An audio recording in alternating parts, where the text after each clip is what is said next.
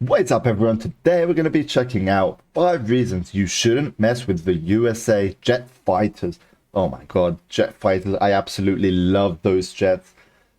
This is one right here, look at that, that is insane. So let's see why we shouldn't mess with them, especially the US ones.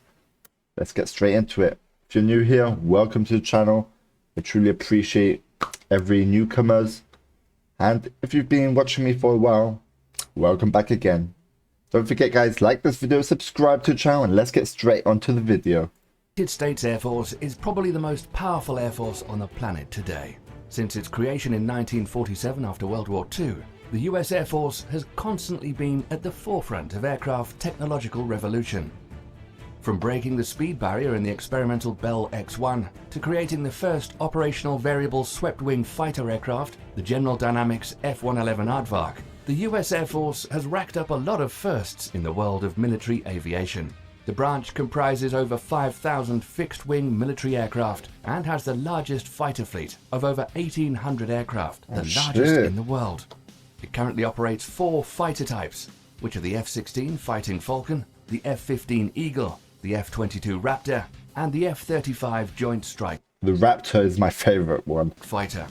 The first 2 fighter types being the 4th and 4+ generation multi-role fighters, and the last 2 being 5th generation stealth fighters.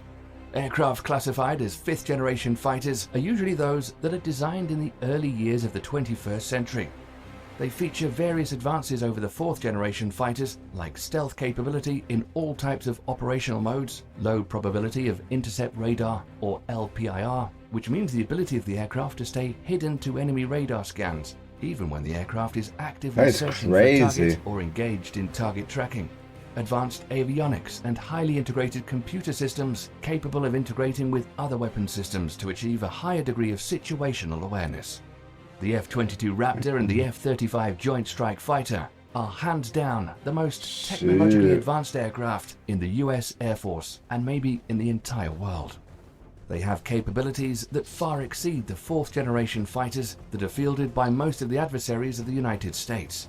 In this video, we'll take a look at why it's wise not to mess with these 5th generation fighters and whether there are any aircraft in development that can challenge the superiority of these 2 behemoths of the skies. Both these fighters are developed by Lockheed Martin's famous Skunk Works team, the same guys that produced iconic aircraft such as the SR-71 Blackbird, the U-2 spy plane, and the F-11-7 Nighthawk, which was the first ever stealth aircraft in the world. While both aircraft are multi-role fighters, the F-22 was primarily designed as an air superiority fighter, whereas the F-35 was designed to be produced in different variants to serve the various needs of the different branches within the US military and its allies. The F-22 Raptor is comparable to a thoroughbred stallion. Its role is to enter airspace above the battlefield and establish complete air superiority in quick order. It does that mainly using its all-aspect stealth capability and various other technological advancements, allowing it to outclass enemy aircraft. The Raptor's airframe is designed to make the aircraft extremely stealthy, such that its radar cross-section, or the reading on enemy ground radars, would be 0.0001 meters squared, which is the same size as a bumblebee. It achieves that by clever design, reflecting most of the radar waves in opposite directions to the incoming wave, and revolutionary radar-absorbent coating on its outset surface. The Raptor maintains its stealth even while carrying a full payload of bombs and rockets, as it stores all these ammunition in its internal bomb bays, which only open when the rockets are fired. The fighter comes with an impressive array of avionics and electronics, enhancing the pilot's situational awareness and reducing workload. At the core of the system is the AN/ALR-94 Electronic Warfare System, or EWS, and the AN/APG-77 Active Electronically Scanned Array, or AESA radar. Both these systems work together to allow the Raptor to go more or less unnoticed by the enemy's radar systems, both on the ground and in the air. The AN/APG-77 radar has a low observable active aperture electronically scanned array that can track multiple targets under any weather conditions and has an estimated range of 150 miles. One of the main ways aircraft get detected is through their onboard radar systems, as they can scan the skies for targets. The Raptor avoids this by using its 2 systems in tandem. the AN/ALR-94 EWS suite can overload enemy sensors by focused radar beams, and the Wow, technology on these things are insane, like literally. An APG-77 system switches frequencies more than 1,000 times per second to lower interception probability when in active use. This makes the F-22 Raptor almost invisible. Imagine you're in a situation where the F-22 is targeting you from miles away, and the sensors in your cockpit have no clue of this attack until you actually see a rocket exhaust plume speeding towards you from nowhere. It's truly frightening for enemy pilots to be in a situation like that. But what about visual range? I can imagine, like, bro. Dogfighting. Although the F-22 Raptor is designed to get inside enemy airspace, get a fix on a target aircraft, and fire its missile from beyond visual range before the other guy even had a chance to realize, the aircraft is also an extremely maneuverable dogfighter. The airframe and flight control systems of the Raptor are designed to be inherently unstable. Thus, no pilot can fly it without the help of its 3 fly-by-wire computer systems. This makes the aircraft extremely maneuverable, giving it an edge in a dogfighting scenario.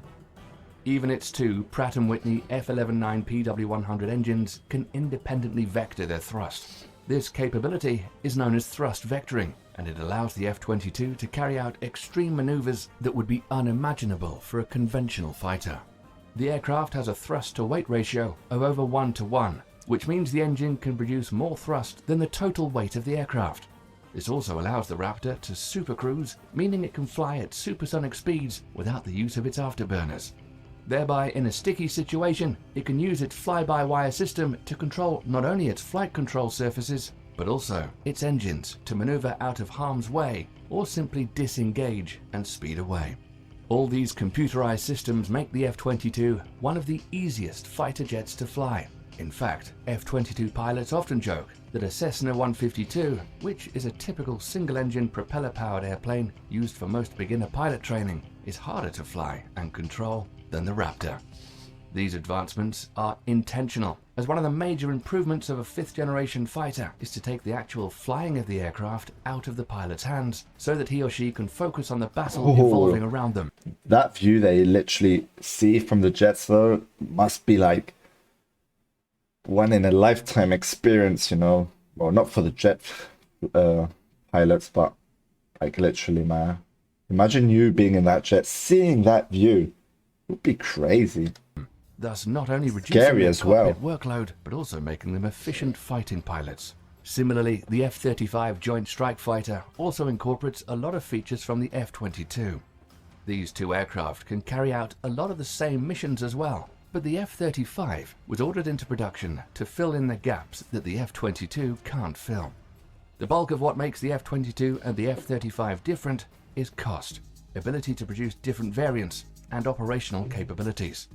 The F-22 is single-handedly the most expensive fighter jet in the world, coming in at a unit cost of around $150 million as per 2009 figures. It's because of this the US Air Force had to stop the production of the F-22 Raptors, and only 200 jets are operational now. In comparison, the unit cost of the F-35As, the model to be used by the Air Force, is almost half that at $79 million. Thus, it's a no-brainer that over 2,500 F-35s are expected to be produced, with production lines running till the late 2030s. It will eventually become the backbone of not only the US Air Force, but also a lot of other NATO allied air forces as well. Capability-wise, the F-35 is slower and less maneuverable than the F-22, but by no means does that manifest as a disadvantage for the fighter. Wow. The aircraft is still equipped with similar avionics and electronics warfare suites as the F-22, providing the pilot with a 360-degree situational awareness. However, the role of the F-35 is not just air-to-air combat, but it's also expected to perform ground strike and close air support, or CAS, missions. Thus, the speed disadvantage and the slight lack of maneuverability actually make the F-35 a much more stable platform for such missions. This role difference between the 2 aircraft has also informed the design of the F-35 weapons bay, which is bigger and less stealthy compared to the F-22. This allows the aircraft to carry much bigger and heavier ground attack bombs. In fact, the F-35 can carry twice the weight of bombs than the F-22.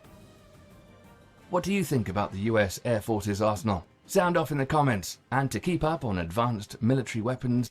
Wow, that is insane. The US spent so much money on these jet fighters, but bro, they are dangerous, so better be careful. Let me know, guys, your thoughts in the comments below. Hope you all enjoyed this video. If you did, go hit that like button, subscribe to the channel, and we'll be seeing you on the next video. Peace out.